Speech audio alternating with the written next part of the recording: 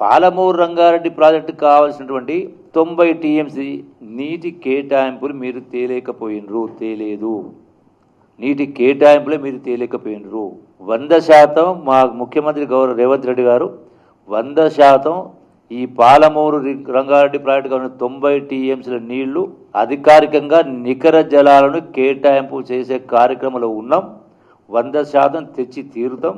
ఈ పాలమూరు రంగారెడ్డి ప్రాజెక్టును 100% పూర్తి చేసి తీరుతాం. మీరు చేయందని మీరు నీటి కేటాయింపు తేకపోగా మీరు గొప్ప అవగాహన ఉన్నవాళ్ళు, మీరు ఆనాటి ముఖ్యమంత్రి గారు, ఆనాటి ఇరిగేషన్ శాఖ మంత్రులు, అరే కృష్ణా జలాలపైన మనకు ఉన్నటువంటి వాటాను తాకట్టు పెట్టింది మీరు. రాష్ట్ర విభజన చట్టం ప్రకారం కృష్ణా జలాల్ని ఎన్ బ్లాక్ అలాట్మెంట్ చేసిండ్రు. ఈ రాష్ట్రానికి ఇంత, ఈ రాష్ట్రానికి చెప్పలే. అయినా కూడా మీకు సోయికి లేకుండా, మీకు అవగాహన లేకుండా 10 సంవత్సరాల పాటు మాకు 299 టీఎంసీలు మీరు 511 వాడుకోండి చెప్పని 10 సంవత్సరాలు ఆనాటి ముఖ్యమంత్రి కేసీఆర్ గారు, ఆనాటి మంత్రి హరీష్ రావు సంతకాలు పెట్టలేదా?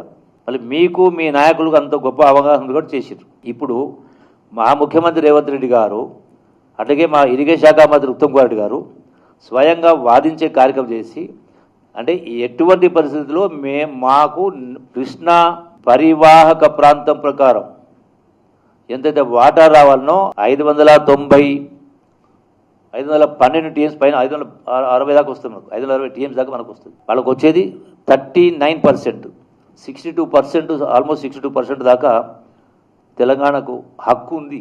నదీ పరివాహక అంటే కృష్ణా నది కాదు, మొత్తం అంతర్జాతీయ న్యాయ సూత్రాల ప్రకారం కూడా క్యాచ్మెంట్ ఏరియాకు ఆ ప్రపోర్షన్గా నీటి హక్కు ఉంటుంది. మీరు ఆ ఉన్న హక్కును మీరు వాడుకోకుండా, వాదించకుండా అప్పనంగా ఆంధ్ర ప్రభుత్వానికి మీరు అప్పచెప్పే కార్యక్రమం చేసి, దానికి తోడు రాయలసీమను రతనాలసీమ చేస్తామని చెప్పి, మళ్ళీ ఈ రోజున మీరేదో ఉద్ధరించినట్టుగా మేమేం చేయనట్టుగా, ఈ రోజున దీనికి సంబంధించి ఇవన్నీ కూడా ఇదే కాదు, రేలంపాడు రిజర్వాయర్ గద్వాల్లో 4 టీఎంసీలు, అది కన్స్ట్రక్షన్ లోపం వల్ల ఏం జరిగిందో ఇప్పటి కూడా 2 టీఎంసీల కంటే ఎక్కువ స్టోర్ చేసుకునే పరిస్థితి లేదు.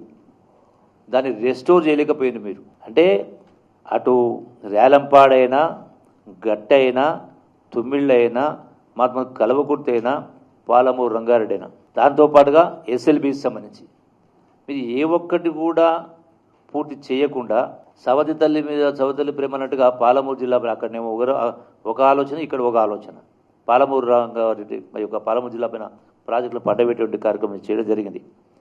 అందుకే ఇంకో మాట మాట్లాడారు, అది వడ్లు కొనుగోలు చేయమంటే లీడర్ని కొనుగోలు చేసిన మాట మాట్లాడుతూ ఉన్నారు. ఈ రోజున కాంగ్రెస్ ప్రభుత్వం వచ్చిన తర్వాత ఆ లెక్కకు వస్తాను.